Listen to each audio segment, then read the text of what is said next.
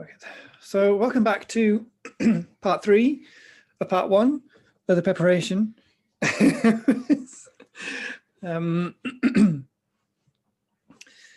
idea of these days is to just become familiar with some of the terms and the themes that are going to come up in the basic program for you to kind of prepare a little bit for the in-depth study that will come during those 5 years.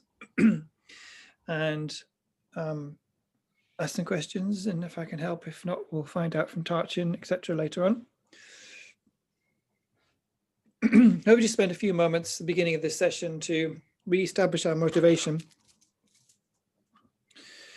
Just remember that everything we're doing here is for liberation from suffering for ourselves and for others.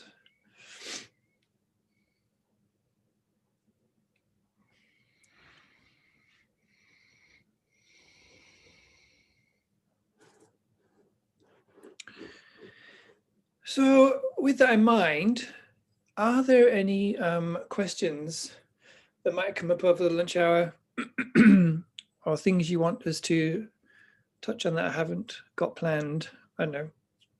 Just a point for you to have some input now if you like, otherwise I'll just plow on.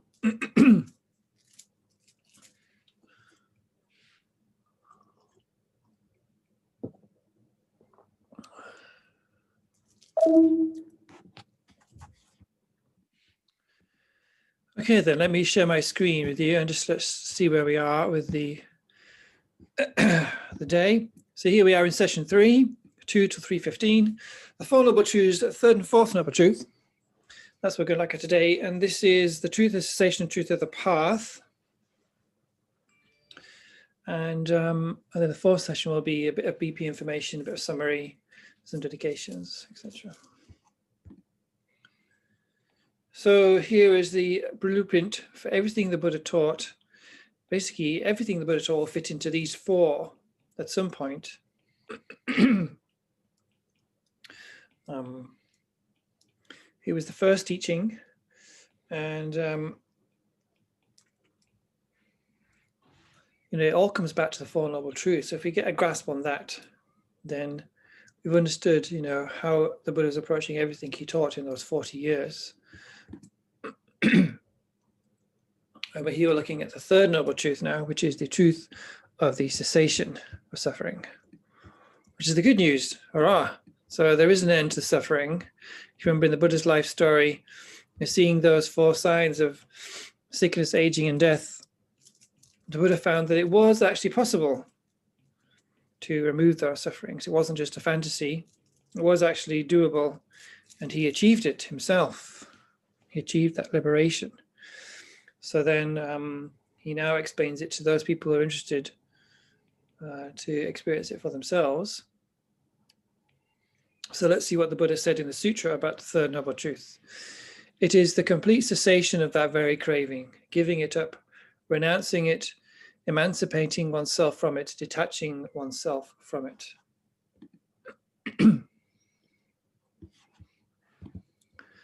And here we look at the 3 rounds. So the 3 rounds so far showed us that suffering is to be abandoned. Suffering is to be understood. It has been understood by the Buddha. Its causes are to be abandoned, and they have been abandoned by the Buddha. And here with the third Noble Truth then, the cessation should be realized, and that cessation has been realized by the Buddha.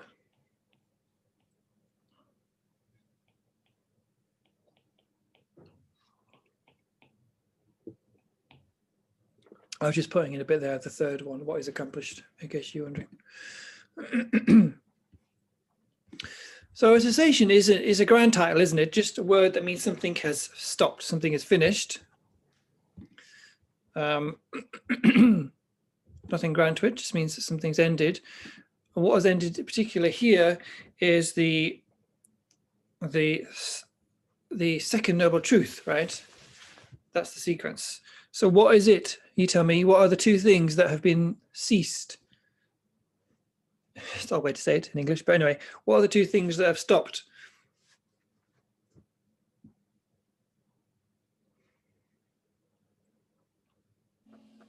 The craving.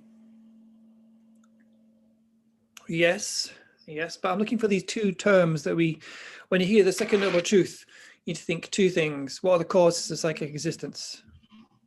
What are the two, Maria Deal? So it's well, it isn't craving one of them. Then try again. Craving is included in one of those, but there's more to it than that. Okay, so it's the afflictions. That's where craving is included. Good. And what's the other one? What do you do on the basis of those afflictions? You then engage in wrong view. Actions. Okay. That's the one. Which in Sanskrit is what? Karma. Good. Action. So those are the two things to kind of immediately come to mind when you hear the second. But you can't.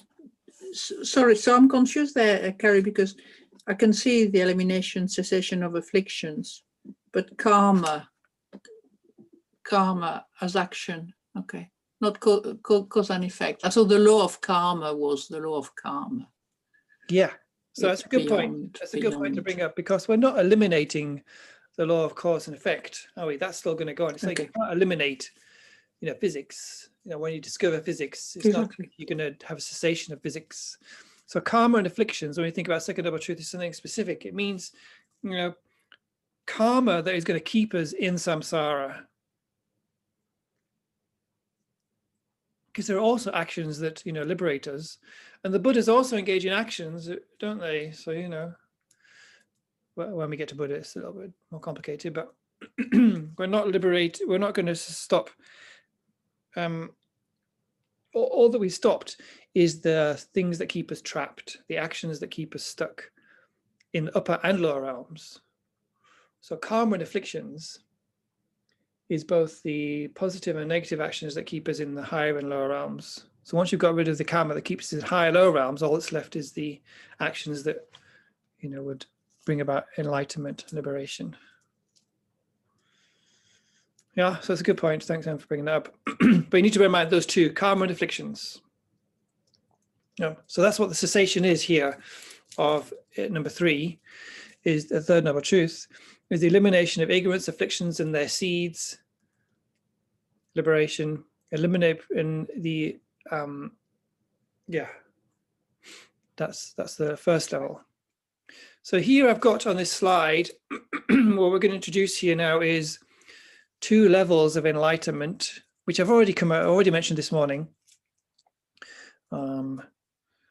Often in the text, you'll see that this kind of pattern of 2 gets put together, liberation and enlightenment. Nirvana is sometimes used in synonymous with liberation. But liberation and enlightenment are not the same thing. Sometimes they say liberation and full enlightenment, so you get the idea.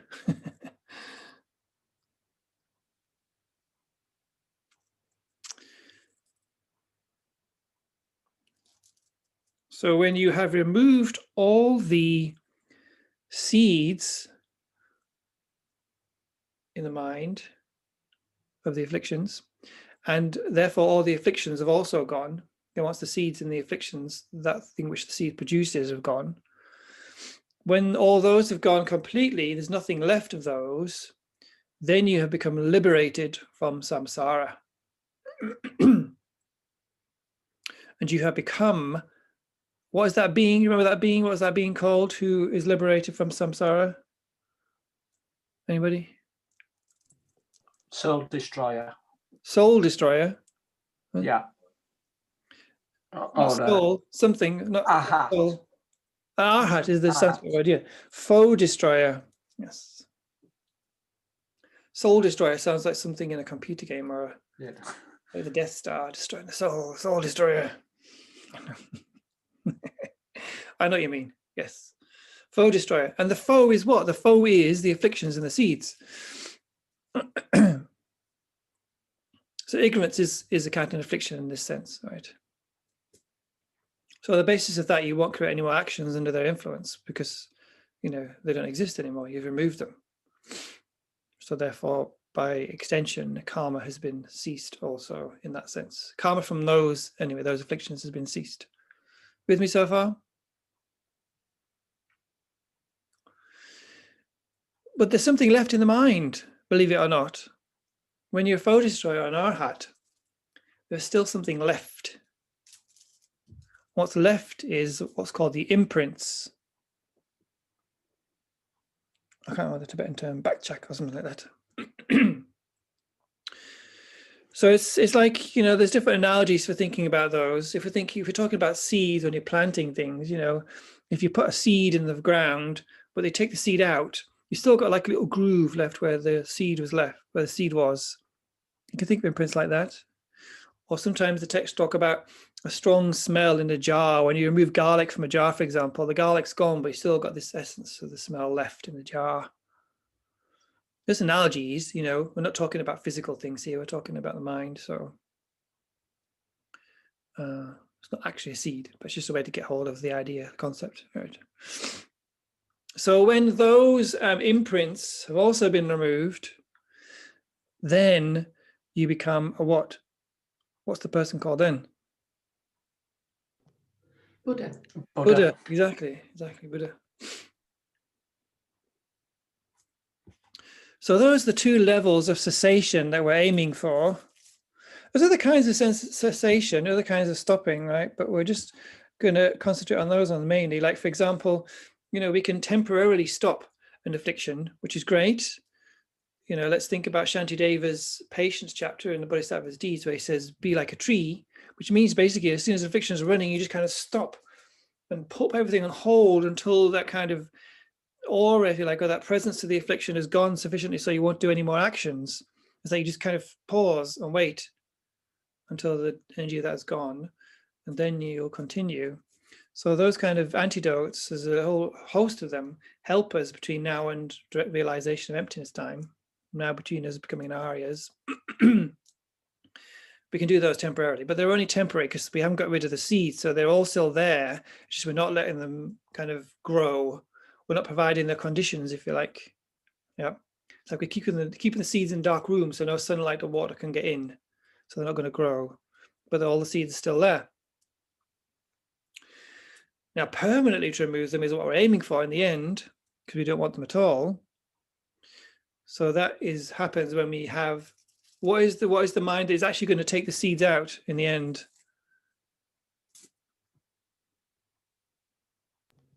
Like does wisdom knowing emptiness? Exactly. Wisdom realizing emptiness directly. You have to include directly because there are other realizations that are not directly, and they won't remove the seeds. But the wisdom realizing emptiness directly will take out the seeds finally. Finally, at that point, you can actually start getting rid of the damn things. What do you, sorry, that's fair. What being are you called then when you have realized emptiness directly?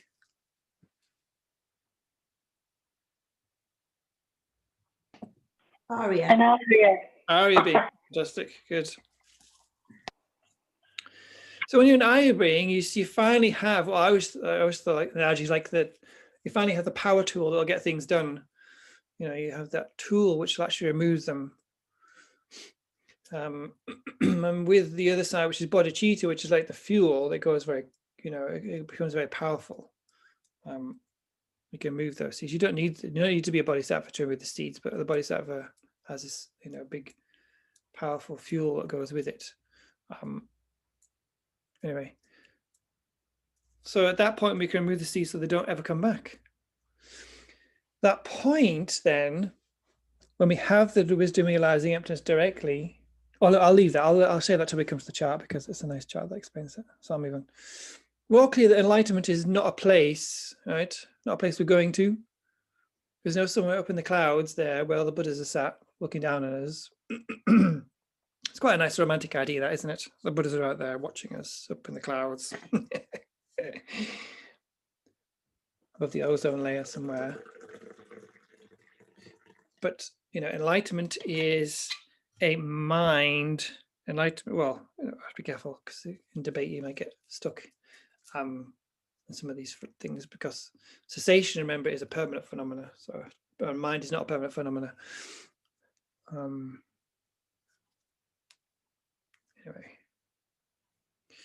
it's pretty straightforward, that, isn't it, to understand? Like if you have the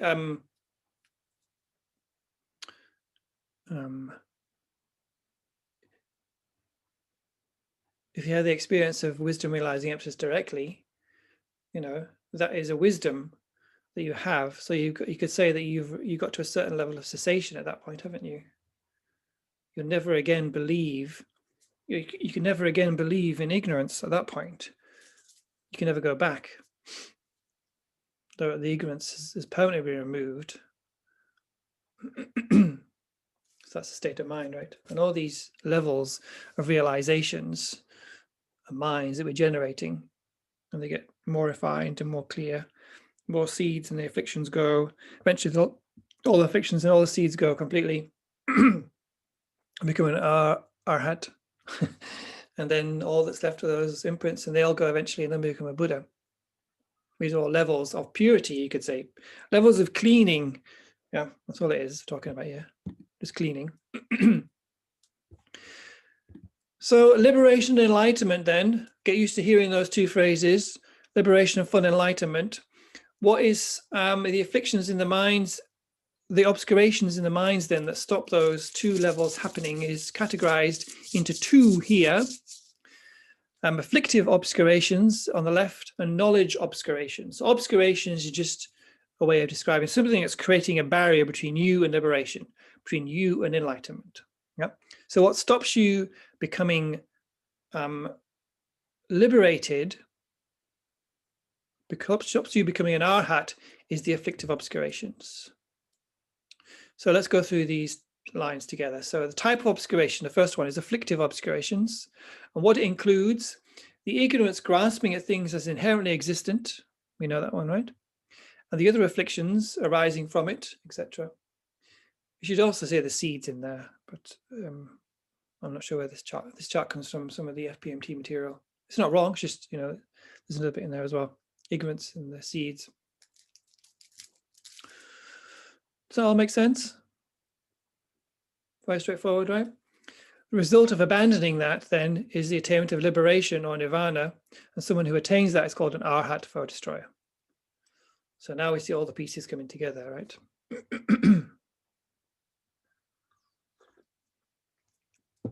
Everyone clear about that so far? If not, just unmute yourselves and jump in.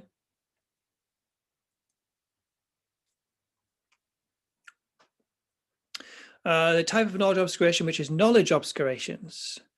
So what this includes is imprints left on the mind by the ignorance grasping at things as inherently existent. These cause things to appear as to us as inherently existing. So we'll get into more details here. This is going to become clearer as we go through the basic program. Imprints is what we're talking about here. And those imprints, what those imprints cause us to do is to still see things as inherently existent, but we don't believe that anymore because we have the wisdom realizing emptiness. Well, at some point we'll have the wisdom realizing emptiness directly. So you can be an Arya being, a noble being who's realized emptiness directly. Yeah. Who knows now that things don't exist inherently. And when they're in that meditation and emptiness, called meditative equipoise and emptiness, you know, that's where they are in that space of emptiness. And when they come out, things still appear to them as inherently existent, but they don't believe it anymore. They're not fooled. Right? And that appearance is due to these imprints. And you're going to have those all the way up to enlightenment. But you won't believe it. We have them both, of course, at this point. Unfortunately.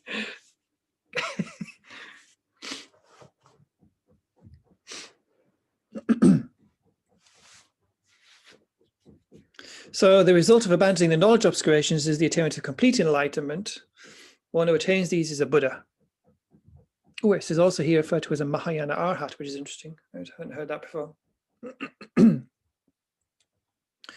So these, as you get into more details of this, there's going to be some debates that will come up in texts, right? To kind of, the debates are there to help us kind of refine our understanding.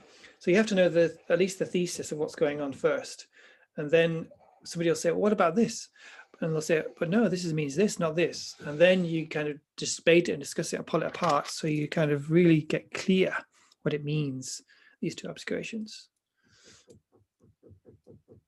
Sometimes the afflictive obscurations are called obscurations to liberation. Sometimes the knowledge obscurations are called obscurations to enlightenment. Very straightforward, right? That just tells you what they're obscuring there rather than the type. Such, yeah.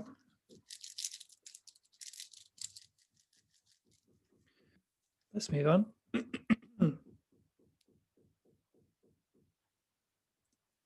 This is just to remind ourselves of these beings who have these various levels of cessations. We've already covered this, but I just wanted to remind ourselves of it here. If you have direct realization of emptiness, you've become a noble being, an Arya being, and you've got a certain level of cessation there, right? You've got a certain level of ignorance. As a foe destroyer, you're liberated from samsara because you've removed what obscurations? Anybody?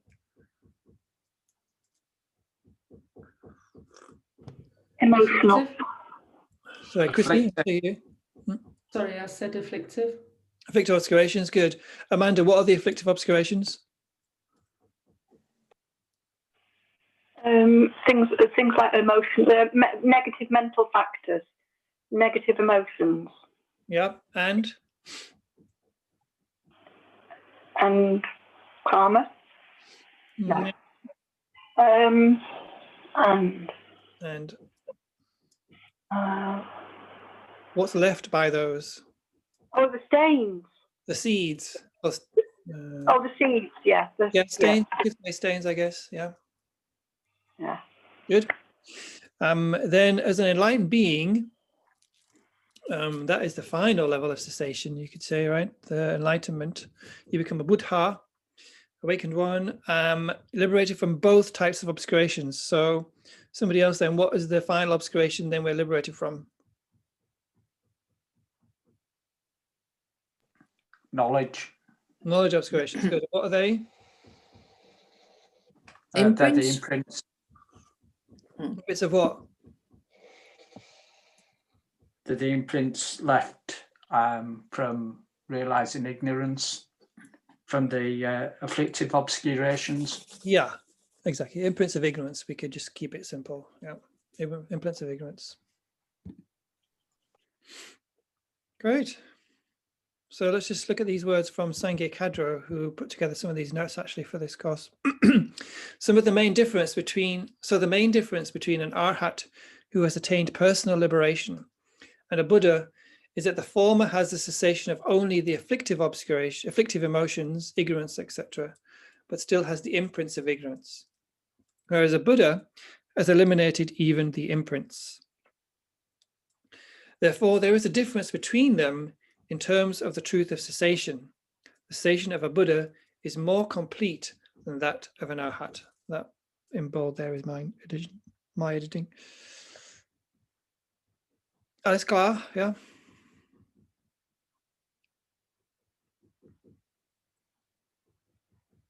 So that, there is still something in the mind that is stopping you fully helping sentient beings as an arhat.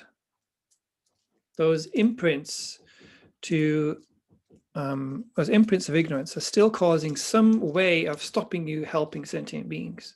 They cause some problems for you and the capacity. So a bodhisattva is aiming to get rid of those. Yeah. They'll get rid of the afflictive obscurations as well, but the bodhisattva is aiming to get rid of the imprints because they're aiming for full enlightenment.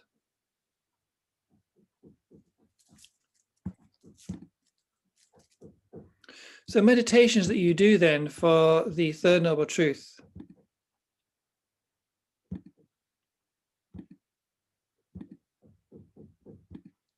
We have to become pretty convinced that cessation is possible, for us at the beginning of the path here, we have to get an idea that these things are actually attainable.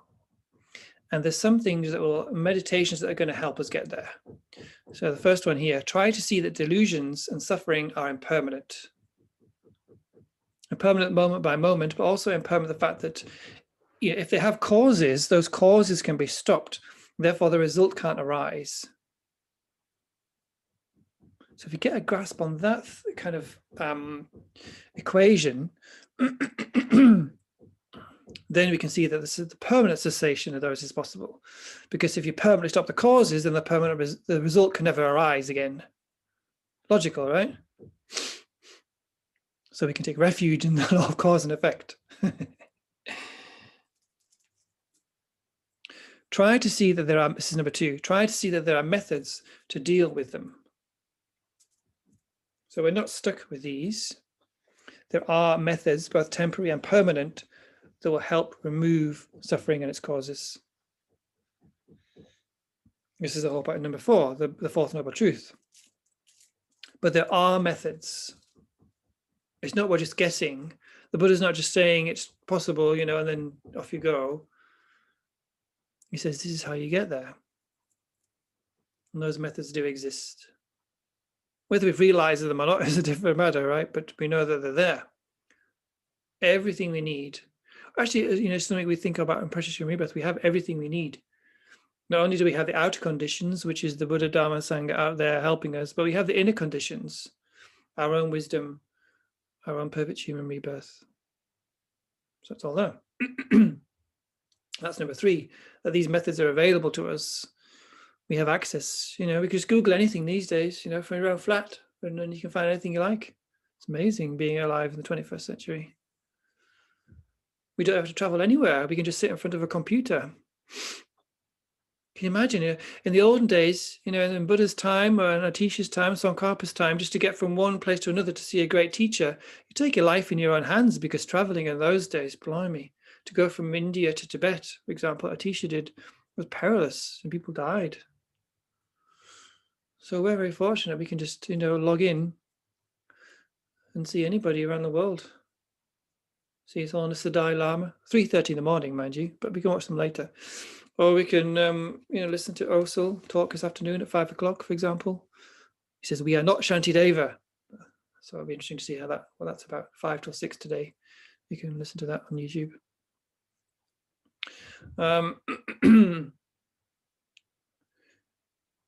And number 4 is kind of realizing a bit about our Buddha potential, is that we actually have the capacity to apply these methods.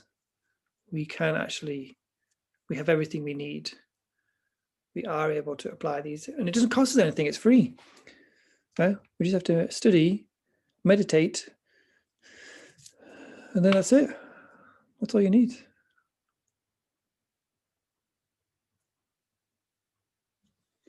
Because sometimes, these levels of cessations, realization can seem quite far off. You can see a bit kind of mystical, magical, and sci-fi, and way out there, and like you're stuck here at the beginning. So the way we start is just to get to grip on some of the theory that we know these things are impermanent. So we know that we can just stop the causes, the result won't arise. So you learn what the causes are, you learn how to stop those causes. That's the knowing the afflictions, knowing their nature, etc., which is in the second noble truth. Knowing the methods, which is the fourth noble truth, and then having some confidence and some help with our Sangha, monks and nuns, with our community here at Jamyang, etc., and around the world, helping each other. We actually can apply these methods, and we work together in retreats and Sutra retreats and apply those methods. And that's it, we can have cessations of suffering. Okay, let's look then at where the bulk of our work is, in terms of the path, the fourth noble truth. So the Buddha says here, it is simply the noble eightfold path, namely right view, right thought, right speech, right action, right livelihood, right effort, right mindfulness, right concentration.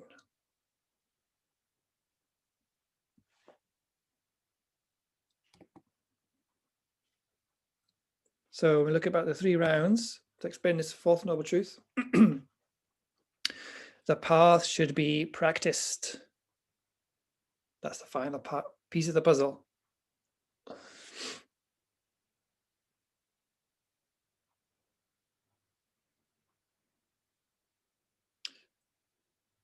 And the Buddha says then, the path has been practiced. Look at me, I'm a Buddha, I've done it already. There's a nice poem by Tsongkhapa as well. I think it's Hymn of Experience. So I can't remember exactly the title, but he says, this is what has been practiced. If you too want these realizations like me, then you should do likewise.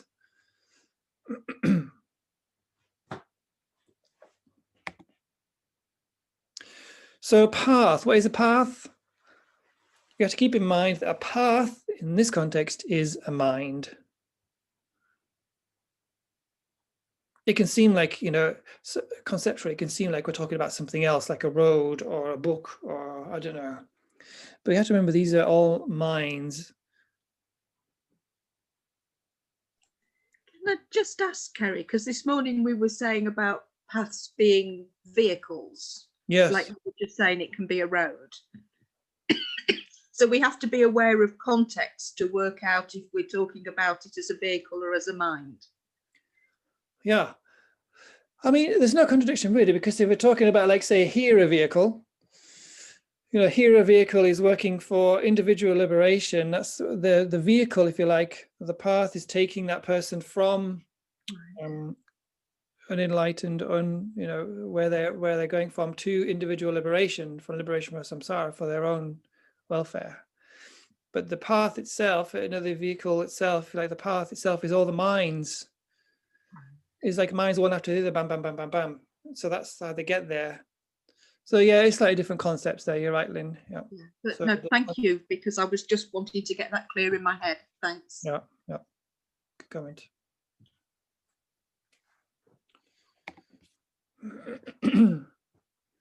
So what is the path then? Well, the path is explained in 84,000 different ways.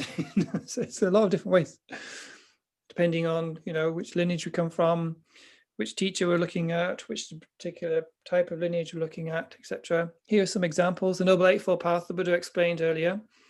Lamrim meditations, they're all part of the path. Wisdom realizing emptiness. Why have I singled that one out in particular? Anybody?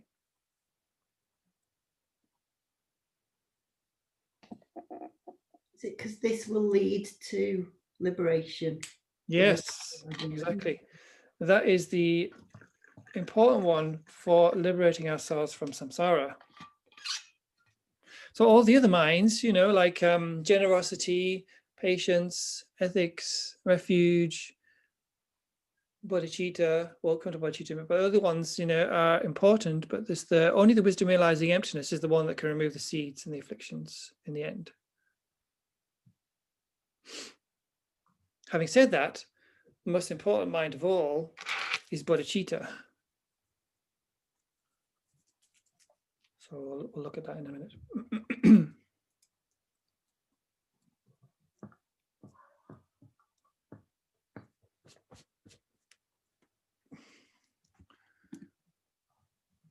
Here's how the 3 higher trainings fit into the Noble Eightfold Path fits into the 3 higher trainings. You may have seen this already in some other contexts. Ethics is about right speech, right action, right livelihood. Concentration then is the 3 of right effort, right mindfulness, and right meditation. And wisdom, right understanding, and right thought. It says here, I learned it as a right view, but I don't know, different translation. Depends how you learn these things, I suppose. There's also a way that the 6 perfections fit into the 3 higher trainings. Generosity, ethics, and patience fit into ethics. Concentration, perfection of concentration fits into concentration. Perfection of wisdom fits very nicely into wisdom. And joyous effort fits into all 3. It's one way of explaining it. So those 3 high trainings actually, pretty profound way of thinking about the path. Again, we're just learning lists together here and how some of these pieces are assembled, and then the details will come from the texts, etc. Let's move on to this topic now of the 5 paths. Is there anybody here who doesn't know about these 5 paths that are listed on the left? Just to mute yourselves and say no, yes. I don't know a great deal about them. No, I don't. Linda, no. Okay, good. That's nice. We have a mixture then. So, yeah. The Heart Sutra, which we recite every morning in the morning prayers, is a module of the basic program. In the middle there is a mantra. Anyone know the mantra? One of the morning prayers people can recite it for us. Yes, the heart mantra. Heart Sutra Mantra. Yeah, te ta gati gati paragati parasangati bodhi soha.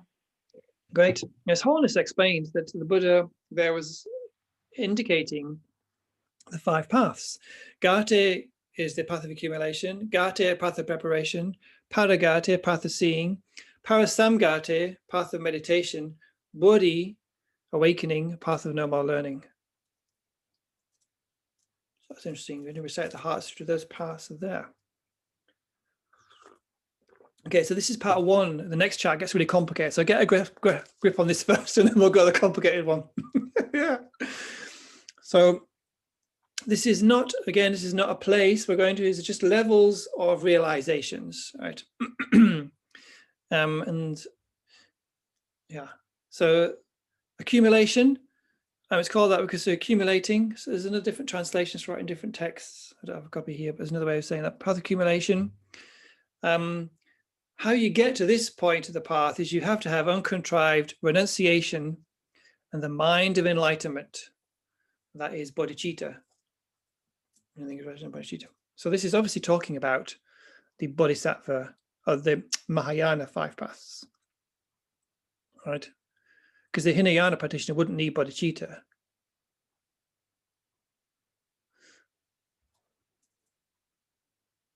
So to get on the path, you have to be a bodhisattva already.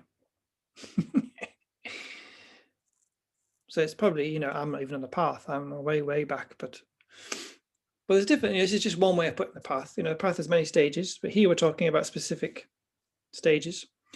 Points of entry then, so uncontrived renunciation and mind of enlightenment, renunciation and bodhicitta. That's how we get on these 5 paths to start with. Uncontrived has a very specific meaning.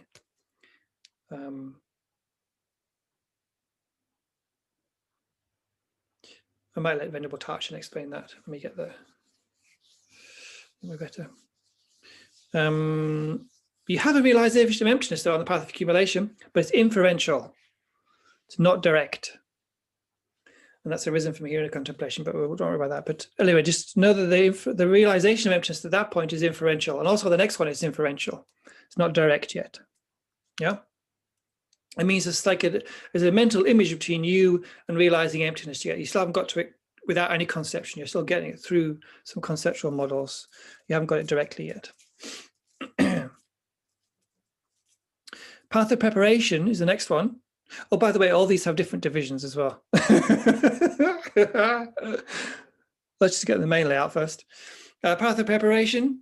So to get onto the path of preparation, or rather, you know, the point at which you are on the path of preparation, better to say it that way, is that you would have a union of calm abiding and special insight observing emptiness. Inferentially, don't forget, not direct yet. And what that union means comes up in the Lam Rim. So don't worry, we'll come to that in the basic program. Yeah. So that union of calm abiding, special insight observing emptiness for the first time would mean that you're on the path of preparation. Yeah.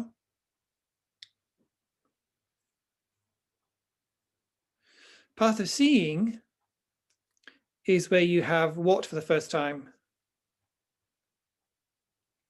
I mentioned it already today, I think. Direct realization of emptiness. Yes, the first time there we have the direct realization of emptiness in that 3rd column there you can see. You become a bodhisattva superior, or as we've been saying, an Arya being, right? Same thing.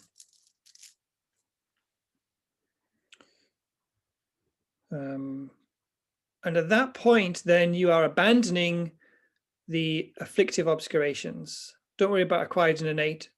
But at that point, you start then removing the obscurations. Remember those two types of obscurations we talked about earlier? At that point, you start removing the first type, the afflictive obscurations. Not until then. It isn't until you have direct realization of emptiness that you start even removing them. Now, notice here that, it says abandoning. So it doesn't say abandoned. You haven't finished. You are in the process now to start abandoning. Yeah, we're going to come back to that. The next one is the path of meditation. We're meditating all the time, so I don't read too much into that one, but you have, even though you've got to realization of emptiness, you still have to keep going with it. It isn't finished. Those afflictive obscurations are going to take some time to remove. Beginningless time, in fact, we've had those, right? It's not just like you realize emptiness directly and then instantly they're all gone. It's like that's the first moment where you get the power tool, and then you've got a lot of work to do then. Yeah. So that's the path of seeing, the path of meditation. Becoming I can't say that word. Becoming more familiar with the direct realization of emptiness, and it gets more and more profound. You get more and more levels removed, etc., etc., until there's no more left. And then you become an arhat, but you still got those knowledge obscurations in the mind. So then the last part of the path of meditation is abandoning the knowledge obscurations, however they're calling them here, obscurations to knowledge. And when you've removed those, you get to the path of no more learning. It might seem like we skipped 2 steps there, but I'll become clear on the next chart. Path of no more learning is that's it, you're a Buddha then. You've got rid of both types of obscurations. And there's lots of qualities that you have as a Buddha that nobody else has. For example, you're able to see the two truths simultaneously. Up to that point, you always see them separately. So this is the exciting chart here then, if you like charts like I do. Think, ooh. More details. It depends what level you want to go at, with these things. You can stick on the basic level thinking, okay, there are 5 paths, it's like this, this, and this, and just keep it that simple. Or you can go to the next one where you've got, 4 or 5 columns with it. Or you can have this one, which is like another detailed map where it's all like in little charts and arrows and things, or divisions. Depends, it's up to you. And don't panic. If you look at this chart and think, geez, what the hell? You can always just leave this one until later. But I was intrigued. So the amount of times I came back to this in the basic program, it was always on my desk at the part of the basic program. I just kept coming back to this so many times. I'll put a copy in the chat for you. This is the Mahayana 5 paths, don't forget. And this is also from the point of the Prasangika Madhyamika school, but just so you know, in case you're wondering. That'll become clearer during tenets why I said that. So at the very top there, is the amount of time it takes, one countless great eon, another countless great eon, another countless great eon. So that countless great eon, the first one is how long it takes for the path of accumulation and preparation. Yeah. Second countless great eon is how long it takes for the path of seeing and some of the path of meditation. The third countless great eon is how long it takes for the last parts of the path of meditation. And then obviously the path of no more learning, which goes down the right-hand side there, is the Buddhahood or enlightenment. Yeah, all with me so far? Any questions about that much? Do say if I'm going too fast. Or Correct. Yes. How long is a great countless eon? Yeah. A long time. Countless, in fact.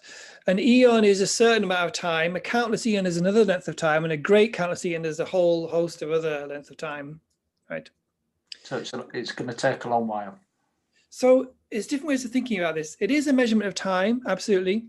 But what I learned, I was touching about this, but what I learned was it's the amount of merit that it takes a normal person to accumulate over that length of time. Doesn't mean it's going to take that length of time, just that the amount of merit it would take under normal circumstances, if you like, as a measure. So if you've got a massive amount of merit, you're a bodhisattva, and you're working incredibly hard on direct realized emptiness. I don't know how it works exactly, because I'm not one of those beings, but it could be that, let's say, a countless great eon maybe takes, you know, a certain number of lifetimes, like 50 or 60 lifetimes. Or it could be for another person, it takes 2 lifetimes. It could be if a person's practicing Tantra, it just takes a couple of years. You know, the amount of merit it takes for that one countless great eons worth of merit to be accumulated. Yeah. So let's check that we've been about touching, because that's only one teaching I've heard on that, and maybe touching would no doubt have heard more on that one. Some titles then: ordinary bodhisattva before the path of seeing, and Arya bodhisattva after the path of seeing. Arya there again because you realize emptiness directly, and then the Buddha at the very end. You could say an Arya Buddha. That's perfectly okay. You could say a Mahayana Arhat, isn't it? We heard that earlier, but that'll get confusing, I think, to say that way. But anyway, the next column down is the paths: path of accumulation, path of preparation, path of seeing, path of meditation, and path of no learning. So we know all those. You can see there's a little division between pure, you see it's the pure grounds at the end there, for those last 3 kind of little columns. Can you see my cursor moving around here? Okay, so you see it's pure grounds here, and that refers to these 3 sections here. So that means that these are called the impure grounds. It doesn't say it there, but sometimes you hear that. Yep. And these are pure because at this point, you've already become liberated from samsara. So it's like a special point there. As you can see, if you go all the way down to the bottom, there's a letter H. See that one? Look at H. Da, da, da, da, da, da. Liberation from samsara. Oops. So let's look at the next line down. The path of accumulation, as I said, has parts. So there's a small, middle, and great. That's very straightforward, right? And how they're determined is just by these letters. So you get on the path by having B, effortless bodhicitta is generated to enter the path. C, that's when we're in the middle, point where it is not possible to fall to the Hinayana. So that means you won't give up bodhicitta at that point. So it implies that still a small point here, you could give up bodhicitta. There could be some obstacles that kind of prevent you from completing that. But when you get to the middle, you can't go any further back. So that's why it's divided. See, the divisions have a specific meaning to show that at that point, this has happened. And the great, there's nothing happening there here in the list, but there'll be some reason why that's there. Okay, a D, union of karma abiding, special insight, observing emptiness. We mentioned that in the previous chart, right? That letter D. That's the point where you've moved to the path of preparation. Inferential, remember, not direct yet. And there are 4 points to this path as well.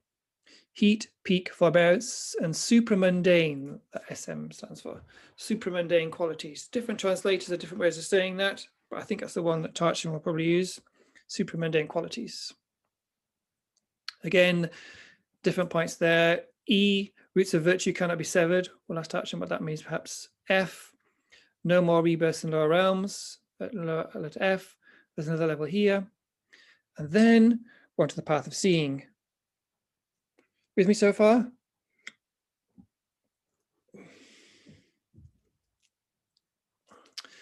No, it gets a little bit complicated with all these little bars and diagonal things going around the place. Let's look at those little diagonal lines here. So diagonal lines going downwards means it is a uninterrupted path. Can you see that? That's what the key is referring to. Those diagonal lines going that way, that way, that way. And they happen at the beginning of the first ground here, which is generosity. At the beginning of the second ground, oops, I keep clicking on it and therefore it goes back. Damn it. Beginning of the second ground, ethics, beginning of the third, fourth, blah, blah, blah, etc. So they're always at the beginning of a path, right? Of a ground, passing grounds. Nothing to get hold of. Yeah. Then when the diagonal lines go up, that refers to a path of release. Or sometimes we used to call it, or Tarchin used to translate that as liberated path, uninterrupted path and liberated path. That's how we learned it in Orlando. Anyway, we'll see what he translates that as. that happens at the beginning of the first ground, but then it only happens then afterwards at the end. Sorry. Anyway, you can see there's a slight difference the way they work there. So the first one is uninterrupted path and liberated path, uninterrupted liberated path, etc. The lines overlap here at certain spaces and not others. So the path of seeing ends here with not the end of the first ground, but the end of that first, at the end of the, in between the uninterrupted path and the path of liberation, path of release. And then there's another one here, uninterrupted path. That's the end of the first ground. But you've already moved on to the path of meditation. So there is some little bits where it overlaps. Don't worry so much about those. I don't think Tash is going to cover those, but just be prepared for that little anomaly there. Just where it gets, the crossover here is a little complex. Yep, so the first ground includes 3 of those, whereas all the others only include 2. Yep. Grounds. You recognize these names here: generosity, ethics, patience, joy, effort, concentration, and wisdom. Do we know those 6 words? Anybody? What are those 6 referring to? 6 perfections. Fantastic. 6 perfections, which we'll cover in which text in the basic program? Don't know. Anybody? Shantideva. Shantideva's Bodhisattva's deeds. Yeah. That's where you get all the information about the, there's no text, I think it contains as much information as Shantideva on those. And then we add in some more here. Look, there's 10 perfections here: method, prayer, power, and exalted wisdom. There is more divisions. So that's 10 grounds. Yep. There is a whole text that they study in the monasteries called Paths and Grounds. We did a little bit of it in Nalanda as part of the master's program. I did get awfully confused. Yeah, so let's look at these last little bits of this chart then. Abandoning innate afflictive obscurations. Abandoning cognitive obscurations. I was just highlighting those 2. So those are the 2 obscurations there. Cognitive, which is same as knowledge, or obscurations to enlightenment. They're all synonymous, just another way of saying it here. Afflictive obscurations is what we're abandoning here. Obscurations to liberation. Again, don't worry about the innate. Yeah. So during all that time then, during those first 7 grounds, or the path of seeing and part of the path of meditation, however you want to come at it, you're abandoning the afflictive obscurations until you get to here, letter H, at which point you've liberated from samsara. All is clear so far? So then the last 3 grounds, the last pure grounds, you're abandoning the knowledge obscurations or cognitive obscurations. Those last 3 grounds, 8, 9, 10, those pure grounds, 8, 9, 10. You're an arhat here, a bodhisattva arhat, takes the countless great eon to then get to the last point you're trying to get to, path of normal learning. And this last little box on the right there is just explaining a bit in a different way those 2 obscurations we talked about. Yeah. Any questions about that chart? I don't have a question about the chart as such. I think I understand it. You've explained it very well. But so this is the path, and it starts as being an ordinary bodhisattva. Now, I'm far from being a bodhisattva. So but the question then must be, how do I get to the path? Yeah. Well, technically speaking, it's just here, as it says, effortless bodhicitta is generated to enter the path. So when you have bodhicitta, then you're on the path, simply said. But that process is obviously going to take quite a while, because we have to generate the causes for generating bodhicitta. So you know what the methods are for generating bodhicitta. As John mentioned earlier, the 7-point method of cause and effect, equalizing exchange on others, those are the methods that we use to generate bodhicitta. So when you become a bodhisattva, that moment, you're on the path of accumulation. Mm-hmm. Is that what you meant? I think so. Yeah, I mean, I'm just an ordinary human being, you know, I'm interested in Buddhism and I'm being told, follow the path. And the path that is being described there is not the path on which I can possibly be because I am at the very beginning. So I'm just looking at the path. Is that it? Well, you kind of contradict yourself there because you said you can't possibly be, but you can possibly be. Don't know how long it's going to take to get there, but you can possibly be on that path. Remember those meditations we did about the cessation, right? You just have to know, you know, that cause and effect is, you know, reliable. You know, if you get rid of the causes, the effects will arise. The effects won't arise. If you put the different causes in, then these effects will arise. It's just simple, you know, A plus B equals C.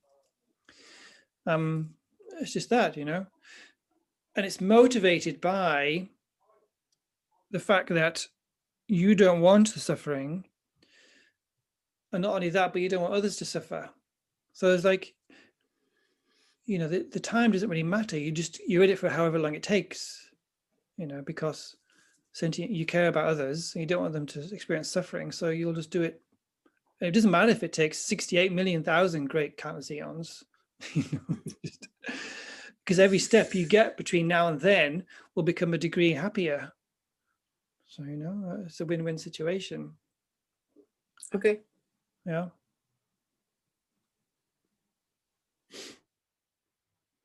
The reason why it seems like when we get to the text, Ornament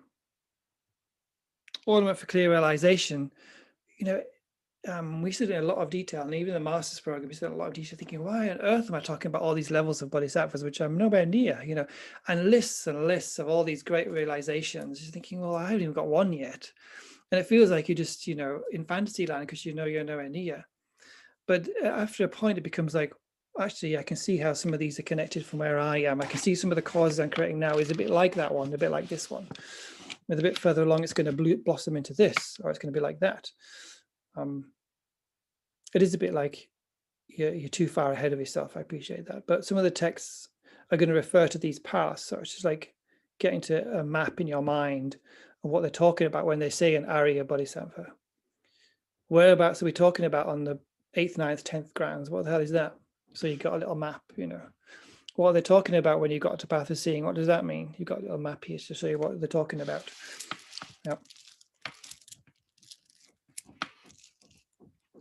Any other questions?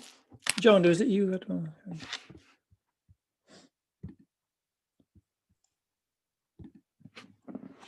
Okay. The uninterrupted path and the path of release. Yeah. So is the uninterrupted path, for want of a better word, so if you're at the path of seeing, generosity, so that's an uninterrupted path, and then is the path of release the release from generosity to ethics? Does it release you? So if you're in if you are in the path of seeing in generosity, is that an uninterrupted path?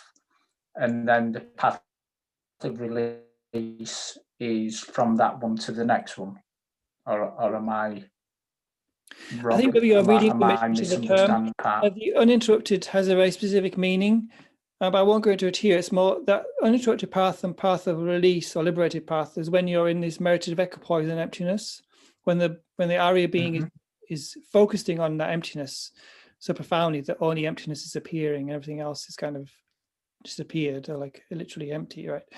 So that's describing that process, and that of when you're in the meditation and you're removing some things and some things have been removed. Because remember, this is a whole cleaning process. Yeah. Uninterrupted path is when you're doing the cleaning. Liberated path is when you're liberated from a certain level of those pollutions, right? And then you go to periods where you're not in that meditative equipoise and you're gathering all the merit, etc. Then you go back into meditative equipoise and you come out and do some more merit, etc. And sort of some of the living work for living beings, and you go back in, etc. So it's a whole series of things. It's not so simple as just saying it's this meditation, then you're out, and then you go to the next one. It's like a whole period of time where and at some point you'll have removed enough afflictions where you then get to second ground. So you get, oh, come on, this one now. Requires a bit of explanation, that one. I know it's not so straightforward. But and generosity, why generosity is there in the six perfections is because at that point, at the end of that path, you kind of perfected generosity to a certain point where you can't make any more kind of mistakes, if you like. Like you're not fully, it's not fully perfected because that would be Buddhahood, but it's like reached a certain level of perfection where you kind of got to the best it can be for the time being. Yeah. Is that helpful, John? Oh, no. Yeah, sorry, I was going to ask another question as well. Is there any specific reason why they're in this order? Yes, because it's easier to perfect the generosity than it is exalted wisdom, like going levels of degree of difficulty. Okay. Yep.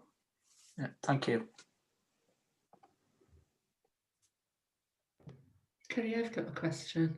Yep. Under the path of preparation, there's heat, peak, and forbearance, 5M qualities, and so on. I've never heard those terms before. What do they relate to? I can't remember. I'm sorry. I'll have to look that up. Where would you find the information?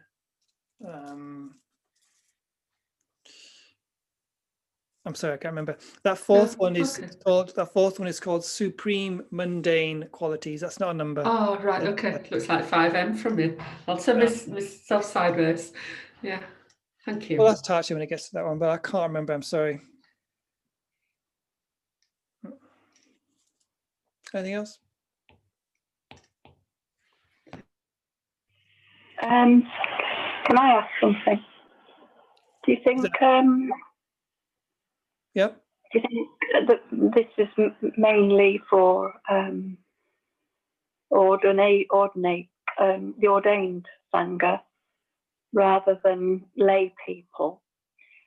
But then, say if you were on the third bummy and you were born into a place where extreme patience was needed, but you were as if ordinary, but you weren't ordinary, and therefore you would have come in to help as a lay person. Or do you think this is more sort of when we're repeated lifetimes of ordination? I'm not sure I really understand the question. Can you say it another way? Oh, so to go through these different eons and stages and all these bummies, is it mostly for those that are within monasteries? They're ordained and they have all the time and of teaching, of meditation and so on within their life, because I can't see it being that easy for a lay person to come through all these countless eons of all this effort needed and work needed. However, if as a bodhisattva we needed to incarnate where extreme patience was needed on the third bummy, then we might incarnate because we needed all that patience, and we would look normal lay person. We're born into a country full of, I don't know. Born in the middle of a global pandemic, for example. Yes. Yeah, I think you're right. I mean, obviously the Buddha showed the best way, to practice would become ordained, right? That's the example he set, and he encouraged others to do that, but we're not all ready for that. So then he encouraged the lay community to practice with the Sangha, the monks and nuns or deacons. There's a very close relationship between how those two work. However, if we're talking about just one person's, progress here, sometimes lives will be ordained, sometimes they maybe won't be. They'd have to see what is they need to practice. Each of these practitioners on this path would have different strengths and weaknesses, and they have to go through different processes. So it could be, yes, you could be right, that the bodhisattva might think, okay, next life, I really want to work on more patience. So I'm going to be, born as somebody flipping burgers in McDonald's on Leeds High Street on a Saturday night, for example. Fantastic practice, Or it could be, that they choose to remain ordained and just work in the kitchens where everyone thinks they're kind of the lowest of all. People get angry at them, but they still remain ordained as a monk or a nun. So it depends on all kinds of conditions. And because we're talking about a massive period of time here, we can't just think in this life and this planet. We're talking about, multiple planets, multiple existences, multiple places you can be as a bodhisattva, etc. Maybe the hell realms is better to practice, maybe the God realms, I don't know. Who knows? And the bodhisattva would have different levels of strength as they go through the path. They're very weak at the beginning, but by this 8th, 9th, and 10th ground, they're almost, Buddhists, so they're so powerful. But at the beginning of the path, they can still lose it. So it depends where they are. Yeah. Is that helpful?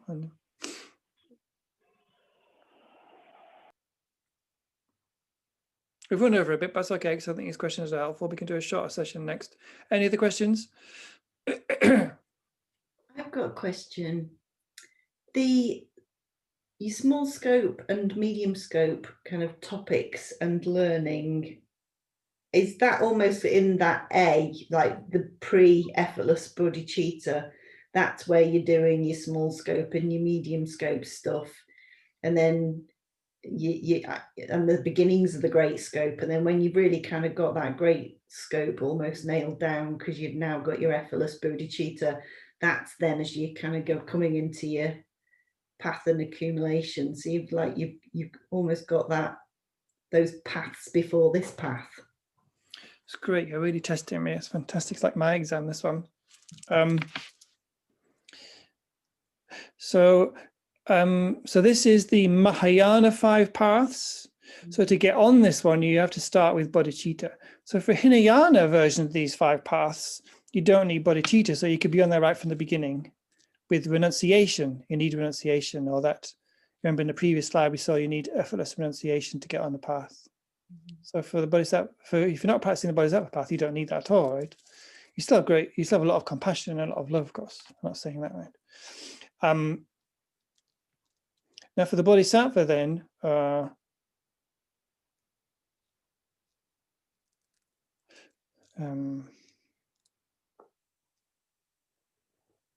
bodhisattva could have, obviously the bodhisattva's got bodhicitta, and they're bound to have renunciation, of course, but I'm not sure at what level we can say they've realized the small and medium scopes.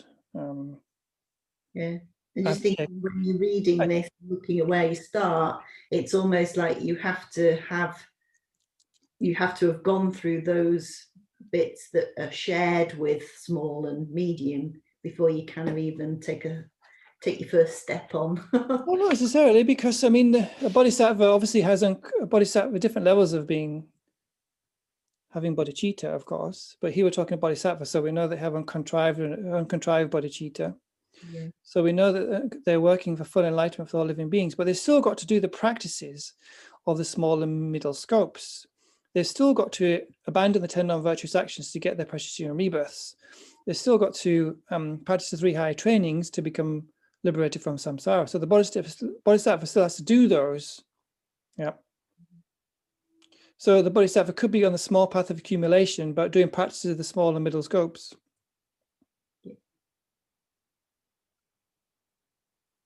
Because the bodhisattva has to have those anyway. Everyone's practicing those, whoever you are. Does that make sense? Yeah.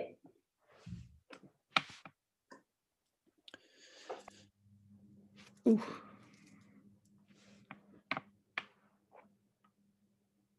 At least all kinds of fascinating discussions, isn't it, these little maps?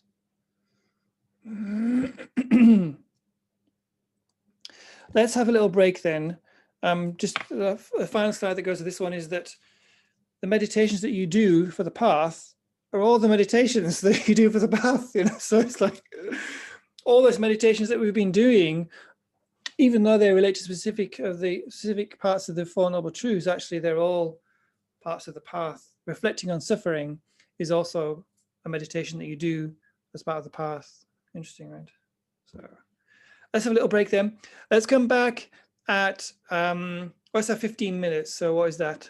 25 past. Let's come back at 25. Is that right? No, wait. Yeah. Oh, we're ahead, aren't we? Because we said it is for 3:15. That's fine. That's fine because we probably need a break. So let's come back at 3:30 then. Sorry. Yeah, 3:30, and then we'll do 3:30 to 4:30. All right, everybody.